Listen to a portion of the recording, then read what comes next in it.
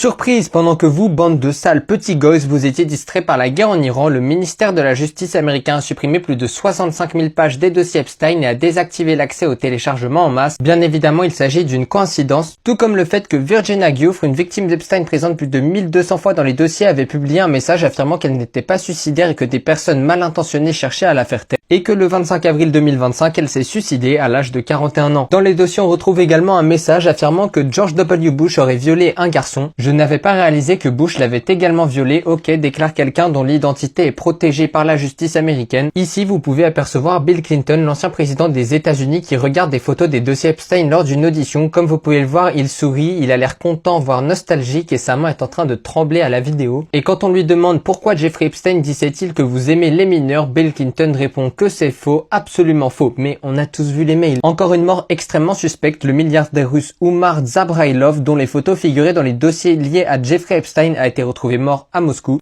Fabrice Haydan, un diplomate français qui avait travaillé à l'ONU, apparaît plus de 200 fois dans des documents liés à Epstein. Il est carrément soupçonné d'avoir transféré des documents confidentiels des Nations Unies entre 2012 et 2016 à Jeffrey Epstein. Dans un mail sans aucun contexte, Jeffrey Epstein va envoyer à un destinataire inconnu des versets de l'Ancien Testament qui est appelé Bible hébraïque ou Tanakh. Ces versets envoyés par Jeffrey Epstein incitent à tuer des enfants, à détruire des maisons et affirment la supériorité des Juifs sur les non-Juifs. Faut savoir qu'Epstein était un énorme idiot qui faisait énormément d'erreurs. Ce mec n'était vraiment pas intelligent et par-dessus le tout, il ne savait pas écrire, il faisait plein de fautes d'orthographe. Et quand on cherche Lutnick avec un K au lieu de CK, on trouve un document qui prouve que Howard Lutnick et Jeffrey Epstein se sont entretenus par téléphone en 2011. Il s'agit du secrétaire au commerce américain de Donald Trump, il était son voisin à New York. Et comme vous le voyez sur cette image, il est juste là avec la chemise bleue sur l'île d'Epstein en compagnie d'Epstein. Cette photo fait d'ailleurs partie des documents que la justice américaine a supprimés. Le représentant démocrate Ted Lieu affirme carrément que Pam Bondi, la procureure générale des États-Unis,